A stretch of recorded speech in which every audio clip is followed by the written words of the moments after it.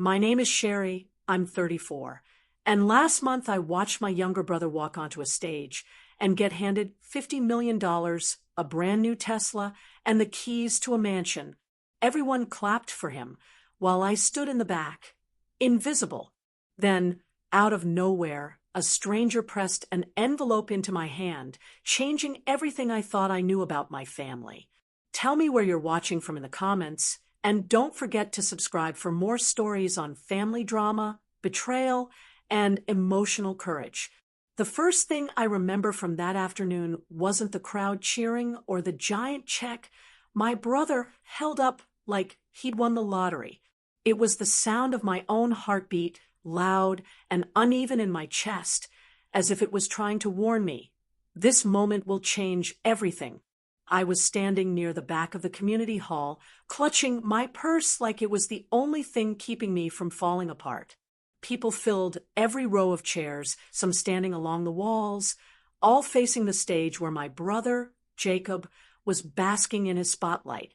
His grin stretched ear to ear as the man beside him raised a microphone and announced the incredible recognition of hard work, vision, and success.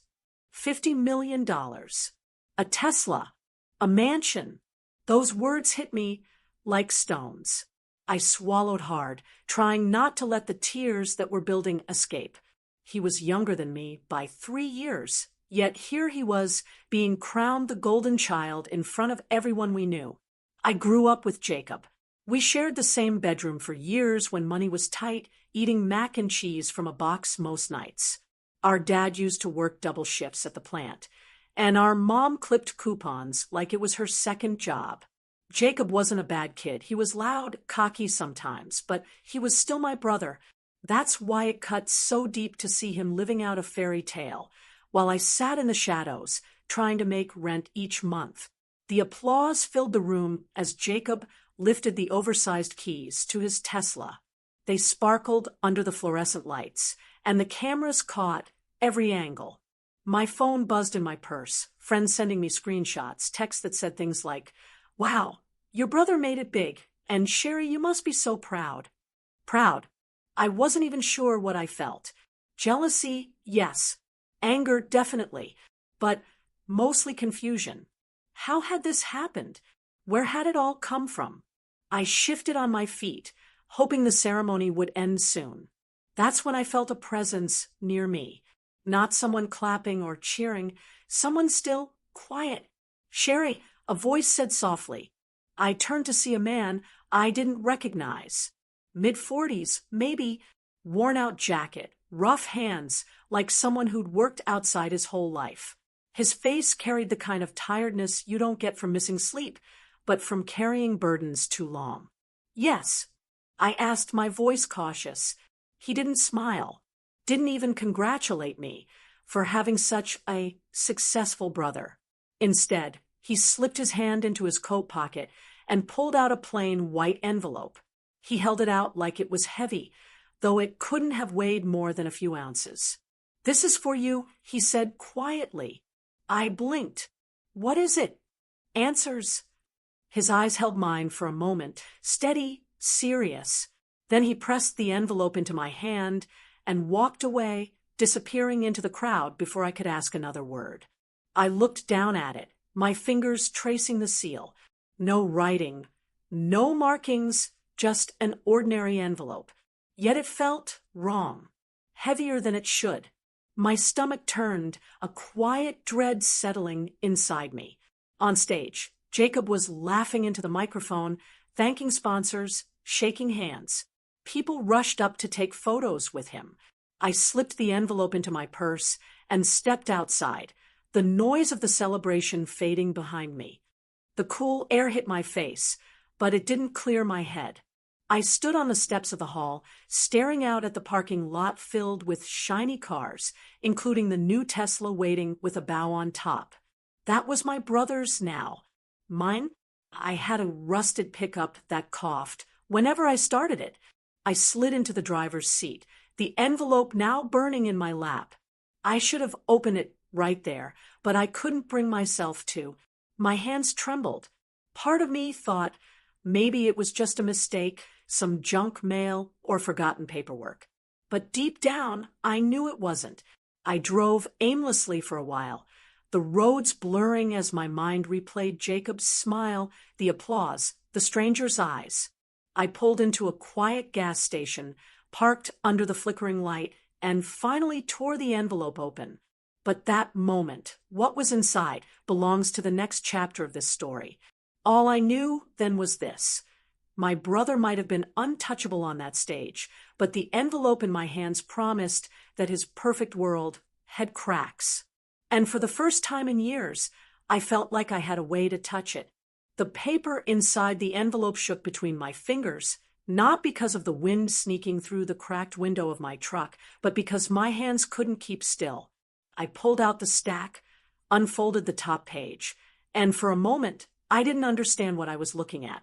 Rows of numbers, columns of names, signatures at the bottom that looked rushed, almost desperate. It wasn't a letter. It wasn't some congratulatory note or even a bill. It was a contract. Several.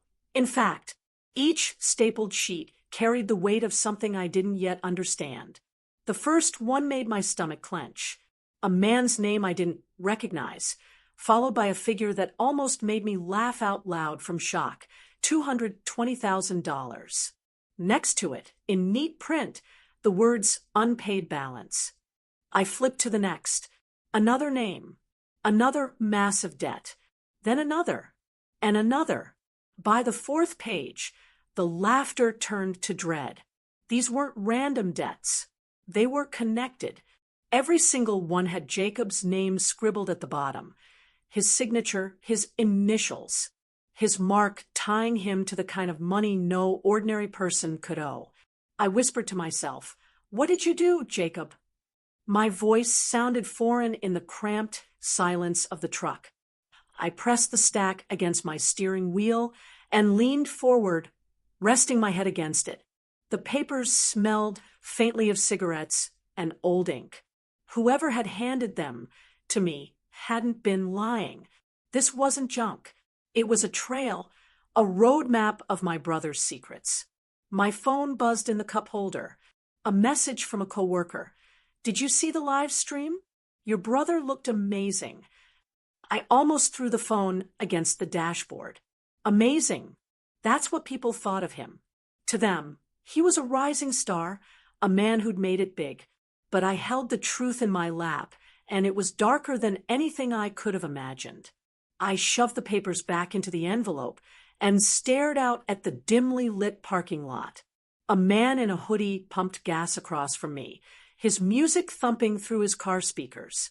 A woman carried two kids out of the convenience store, balancing a plastic bag on her wrist. Ordinary people living ordinary lives. And here I was, sitting in the shadows with proof that my brother wasn't the man he pretended to be. I should have driven home. I should have locked the envelope in a drawer and forced myself to forget it existed. But curiosity doesn't work that way. Curiosity gnaws at you until you give in. So I pulled one page back out and scanned the small print. At the bottom, below Jacob's signature, was an address. Not the mansion they'd just gifted him, but an older street name, scribbled in fading ink. Without thinking, I turned the key in my ignition. The truck coughed awake, headlights slicing through the dark. My stomach twisted, but my hands stayed firm on the wheel. I wasn't ready to go home. Not yet. The address led me 15 minutes down the road, into a quieter part of town. Houses here leaned tiredly against each other, their paint chipped, porches sagging. Street lights flickered, like they weren't sure whether to keep working or give up. I parked outside a one-story house with peeling shutters. A mailbox tilted at the end of the drive, the name Reynolds written in fading black letters. My pulse hammered. This was the name on the first page. The man Jacob owed $220,000. I sat there, wrestling with myself. What was I even doing? Knocking on a stranger's door at night, with a stack of debt papers? But before I could overthink it, the porch light clicked on. A shadow moved behind the curtains. Someone was awake. I forced myself out of the truck, clutching the envelope. Gravel crunched under my boots as I climbed the short steps to the porch. I raised my hand, knocked twice, and immediately regretted it. The door opened a crack, a chain rattling inside. A man's face peeked through. His eyes were weary, his hair gray, at the temples. "Yes?" he asked, suspicion thick in his tone. I swallowed. My name is Sherry.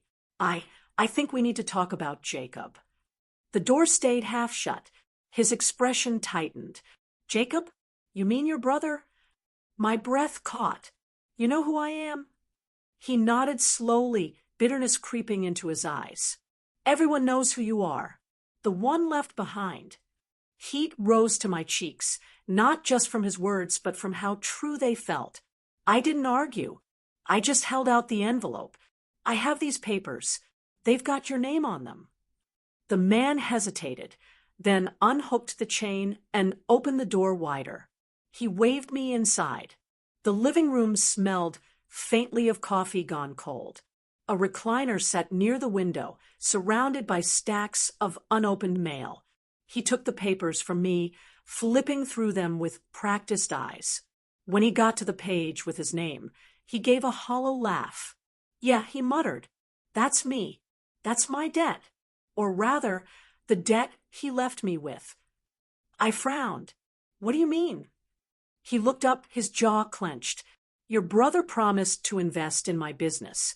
Said he'd help me turn things around.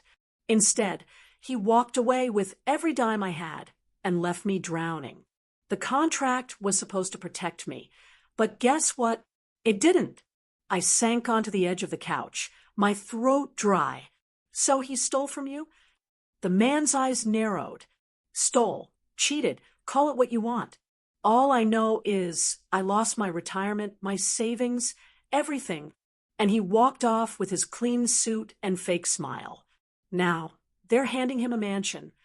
Shame burned through me, even though I hadn't done anything wrong. "I didn't know," I whispered. He softened slightly, setting the papers on the table. "Of course you didn't. You're not him." The words cut and comforted me at the same time. I stood, my legs shaky. "Thank you for telling me." He gave me a sad smile. "You're holding the truth in your hands, Sherry. Question is, what are you going to do with it?" I didn't answer. I couldn't. Not yet. Back in the truck, I sat in silence, staring at the envelope again. Each page was a piece of a puzzle I hadn't asked for, but couldn't walk away from. And for the first time, I realized the stranger was right. This wasn't just paper. It was answers. Answers that would demand more questions. The first address in the envelope led me to a small apartment complex on the edge of town, the kind of place where the paint peeled from the balconies and the mailboxes leaned crooked in their slots. I stood in front of the rusted gate, clutching the paper tighter than I meant to, the ink of my brother's scribbled debts blurring faintly under my sweaty fingertips. My heart drummed with a rhythm I couldn't calm. It was one thing to read names and numbers on paper. It was another to stare at the doors of real people who had been hurt, cheated, or maybe worse, because of my brother. I pressed the buzzer for apartment 2B. A scratchy voice answered. "Yeah." "Hi," I said, my throat dry. I'm here to ask about someone. My brother, Ethan. He might have lived here, or at least stayed here before." There was a pause, then the sound of the door unlocking. The hallway smelled of mildew and stale smoke. I walked slowly until I reached 2B, and the door opened just a crack. A woman peeked through, her hair tied back with a frayed ribbon, her eyes shadowed with fatigue. She couldn't have been older than 30, but life had carved deep lines around her mouth. "You're related to him?" she asked sharply, pulling the door wider. I nodded. "I'm his sister, Sherry." Her laugh was bitter, almost cruel. "Sister? Huh? That makes you the unlucky one, doesn't it?" I swallowed. Did he hurt you?" She stepped aside and motioned for me to come in. The apartment was nearly bare, just a sagging couch, a coffee table scarred with cigarette burns, and a pile of unopened bills stacked like a fortress on the counter. She folded her arms. Your brother promised me a future, said he'd help me start a business, get me out of here. He took every dollar I had saved, every single one. Then he vanished. Her words sliced through me. I wanted to defend Ethan, to believe maybe she misunderstood, but the weight in her voice was too heavy to be a lie. I didn't know, I whispered. Of course you didn't. She looked me over like she was measuring whether I deserved her anger. But I bet you came here thinking you could fix it. Pay off his sins with your sweet sister sympathy. You don't have that kind of money, do you? My silence gave her the answer. She sighed, collapsing onto the couch. Don't waste your time. He leaves wreckage behind him. That's what he does. And you'll either drown in it or walk away before it swallows you. Her voice lingered in my head long after I left the building. I'd come for answers, but all I had now was a gnawing ache of guilt, as if I'd inherited Ethan's crimes just by sharing his blood. The second address took me across town to a modest diner with neon lights that flickered in the twilight, the kind of place where locals filled the booths, sipping coffee they didn't really want just to pass the time. I slid into a corner booth and waited for the man whose name was next on the list. He arrived 10 minutes later, shoulders broad, his uniform shirt stained with grease from the auto shop next door. His eyes narrowed when I introduced myself. You're Ethan's sister? Yes. He set down his coffee, so hard the mug rattled. Do you know how many people your brother owes? How many of us believed his lies? He told me he'd double my investment in a month. Said he had. I can't miss opportunity. My wife begged me not to trust him. Now she can't even look at me. Shame flickered across his face, and for a moment I saw the raw wound beneath his anger. I'm sorry, I murmured, though the words felt paper-thin. Sorry doesn't bring back what I lost. He snapped, then softened, running a hand down his face. Look, kid, you seem decent, but if you're here to clean up after him, let me give you advice. Don't. There's nothing left to save. I wanted to tell him I couldn't just walk away, that I needed to understand the truth for myself, but something in his weary expression stopped me. That night, back in my car, I unfolded the envelope again. The list felt endless, a trail of lives hollowed out by Ethan's charm and deceit. Each name carried a story, each address another broken dream. But one stood out, a name scrawled in larger, darker ink at the bottom. Marcus Hale. Unlike the others, there was no address, just a phone number. I dialed with trembling fingers. A deep voice answered. Who's this? My name's Sherry. I'm Ethan's sister. I found your name connected to him. Silence stretched, long and suffocating. Then the man chuckled, low and unsettling. Sister. Huh? Well, isn't that something? Tell me, Sherry, are you brave enough to see what your brother really did? My pulse raced. I just want to know the truth. Then meet me tomorrow. Old train yard. Noon. Don't be late. The line went dead. Sleep was impossible that night. My mind spun with images of Ethan, smiling, lying, disappearing, and now this mysterious Marcus who spoke as if he held the final piece of the puzzle. By morning, determination outweighed fear.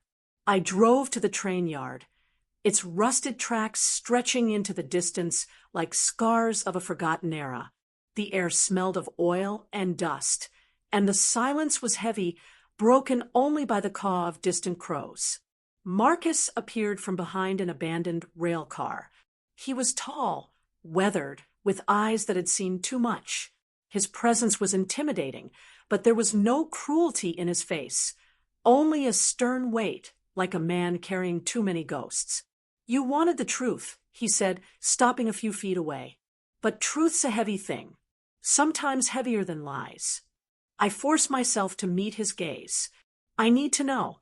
Whatever it is, I need to hear it. He studied me, then nodded slowly. Your brother didn't just take money. He took trust. He promised safety, loyalty, futures. And when people leaned on him, he cut the ground out from under them. Families torn apart, marriages ruined, friends turned into enemies. His words hit harder than I expected. My breath caught, and I clenched my fists, fighting the urge to collapse under the weight of it. Why are you telling me this? I asked. Because you came looking. Most people just try to forget. But you're chasing ghosts. And if you keep chasing, you'll find things that'll change the way you see him forever. I shook my head, blinking back tears. He's my brother. I want to believe there's something worth saving in him. Marcus stepped closer, his voice low but steady. Then you better prepare yourself, Sherry, because the trail he left behind, it doesn't end with broken lives. It ends with people who won't forgive, people who won't stop until they get what they're owed. The warning chilled me, but deep down, I knew I couldn't turn back. The list in the envelope wasn't just names. It was a map. And now, every step forward pulled me deeper into a world Ethan had built, one that might destroy me too. I left the train yard with Marcus's words echoing in my mind, the sound of gravel crunching beneath my shoes like the ticking of a clock. I couldn't escape. The trail wasn't finished. It was only beginning. I walked back into town with a stiffness that felt like a bruise I couldn't rub away. The envelope rested in my jacket pocket, a steady weight against my ribs. Faces crowded my mind, people who had trusted Jacob and lost. Marcus's words followed, sharp and patient. A decision tightened in my chest, something I could no longer postpone. When the invitations arrived, they felt like a joke. Glossy cards announcing a housewarming, sent to neighbors as if celebration were the only story. I smoothed a piece between my fingers. My name was not on the list, but the house was on everyone's lips. Rumors had taken root. He'd learned how to look like success. Still, the lights and music pulled at me. I parked down the street and walked up the long driveway with the rest. Inside, the mansion shimmered. A jazz trio played, and servers glided by with trays. The air smelled of citrus and new wood, a staged warmth that tried too hard to be welcoming. Jacob moved through the room, like sunlight. He hugged, joked, and made people feel important. He had an easy charm.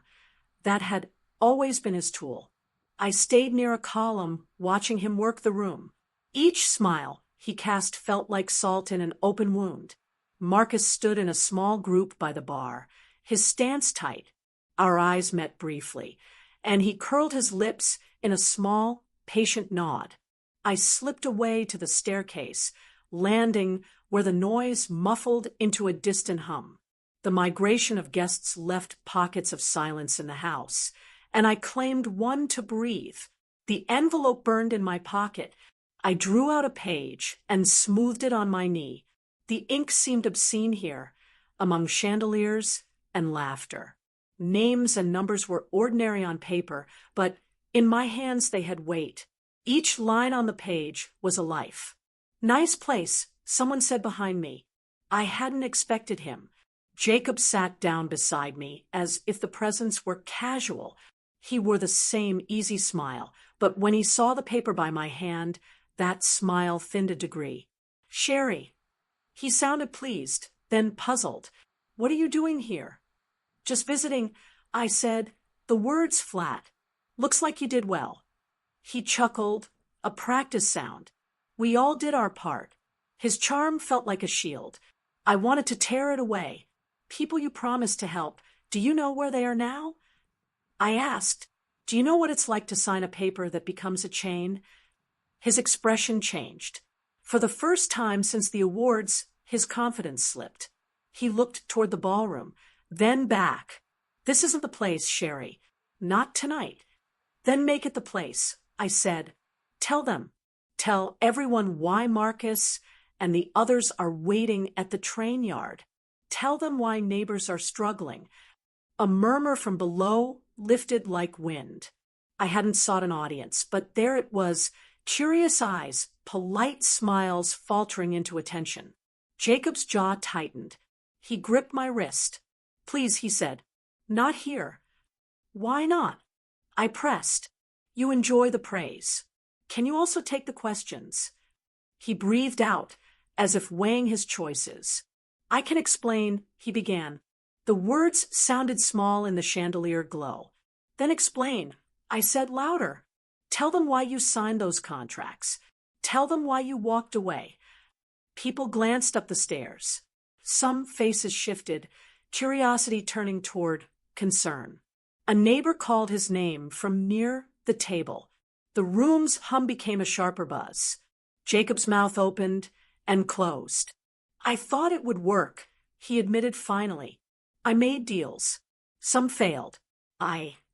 You thought you could fix everything with promises," I said. "You built with other people's trust." He stared at me as if seeing me differently. I wanted him to look ashamed, but what I saw was a man surprised at being cornered. "I didn't mean to hurt anyone," he said, voice breaking. "I wanted to make something good." Marcus cut through the air, then, stepping forward, so the room could hear. His voice was steady and even. "You can't be the man everyone applauds while ignoring the people you—" "Oh," he said.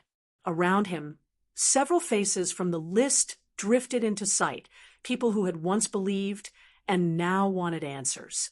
I hadn't planned for spectacle, and yet the moment had turned into one.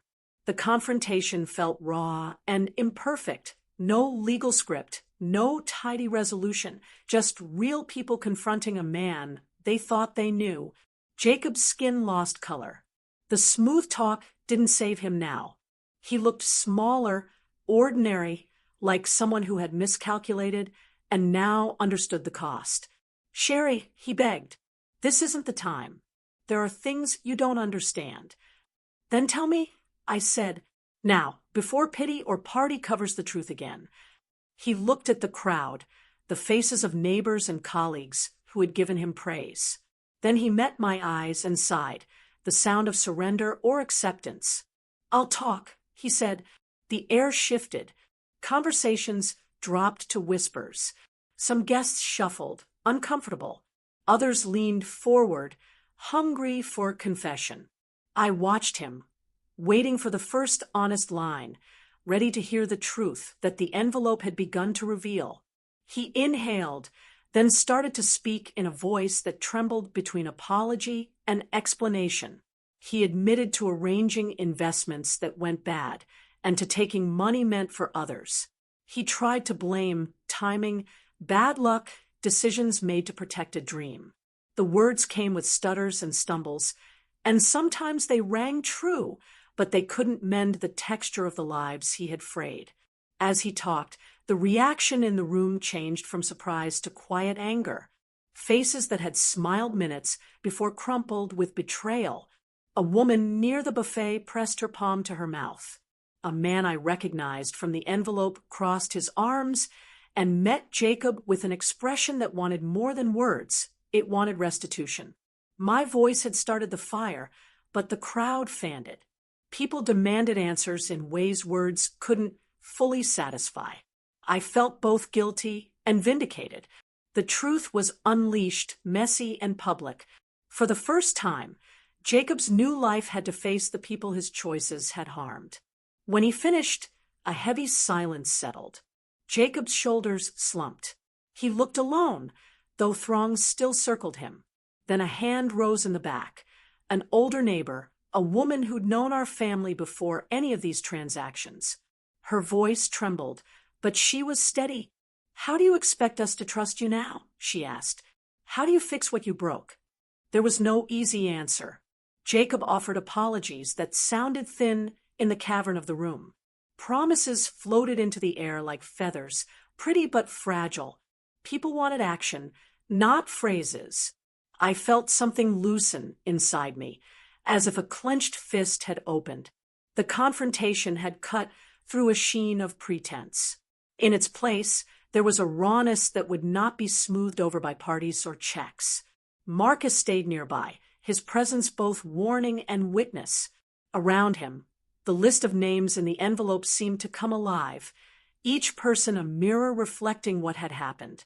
We all stood in that space between spectacle and consequence, and for a breath, I understood that consequences would not be neat.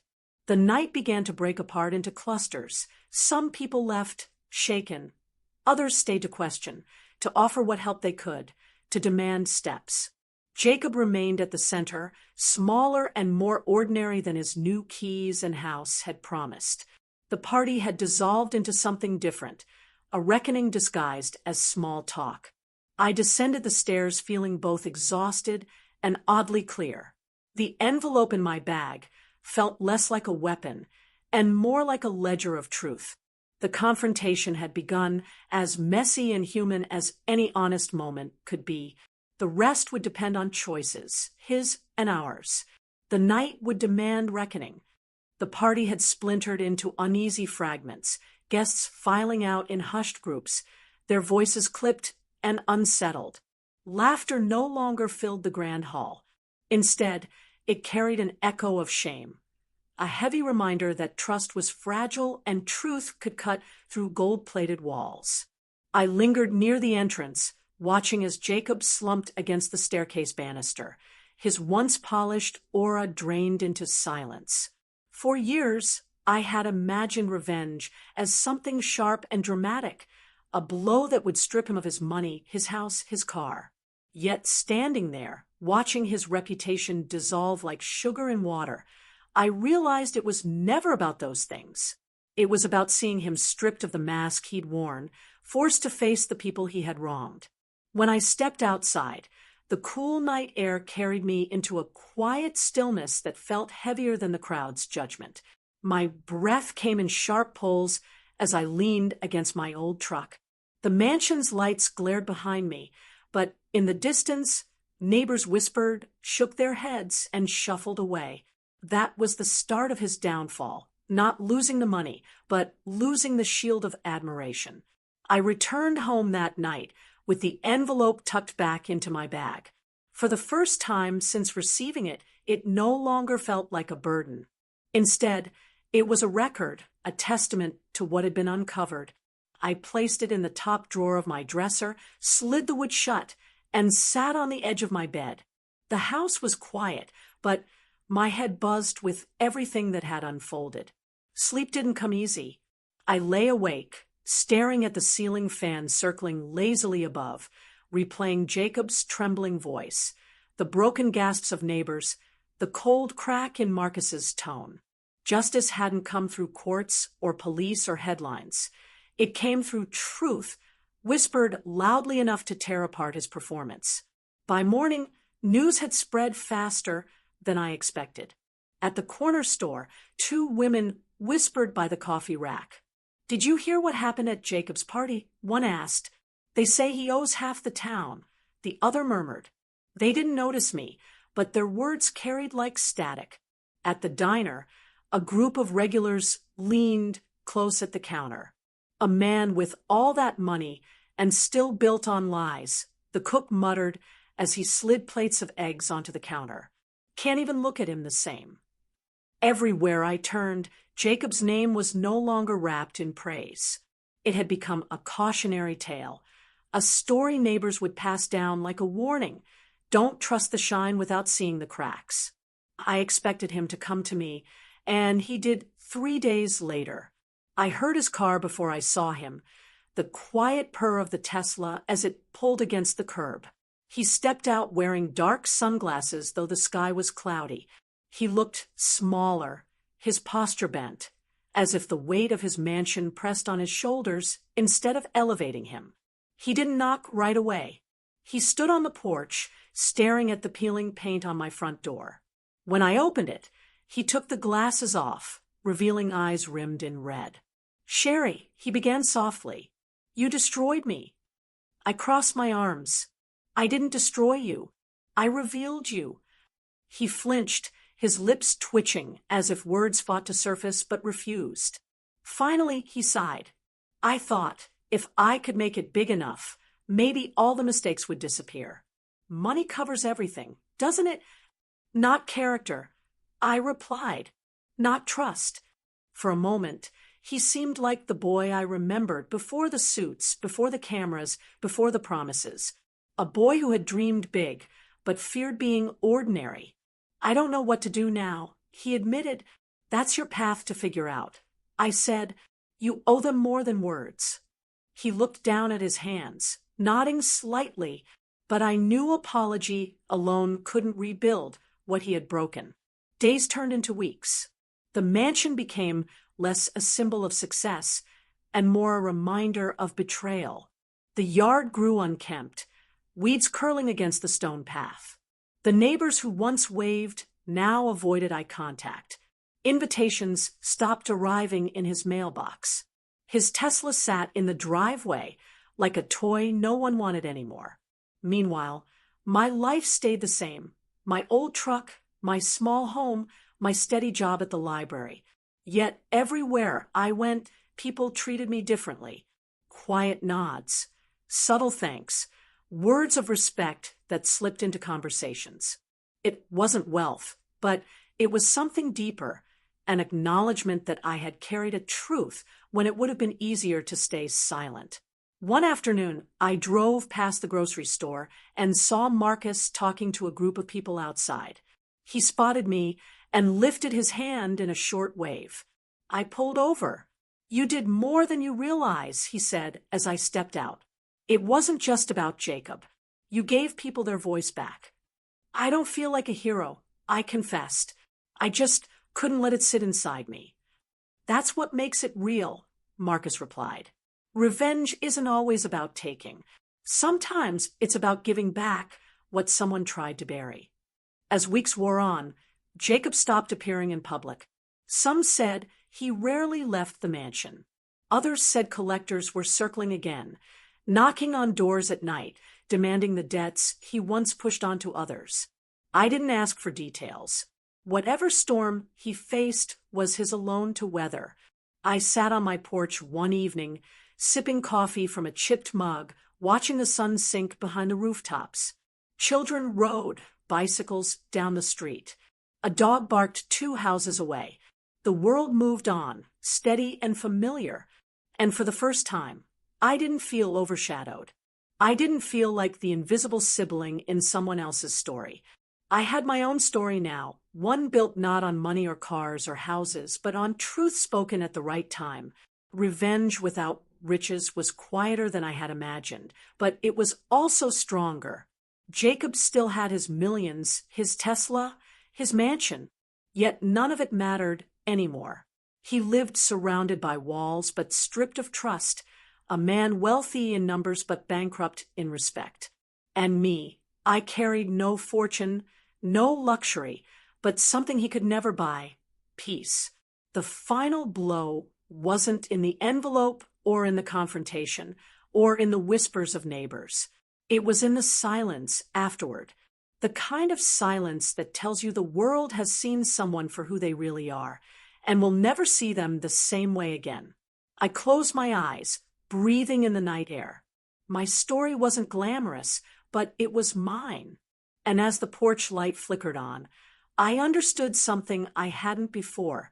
Sometimes revenge isn't about watching them lose everything. Sometimes it's about knowing you no longer carry their shadow. Jacob could keep his riches. I had already won. The room felt heavier than ever, as if the walls themselves were holding their breath. No more words could soften the truth that had just unfolded. In that silence, eyes shifted, loyalties cracked, and the very ground of their world trembled. One thing was certain, nothing and no one would ever be the same again.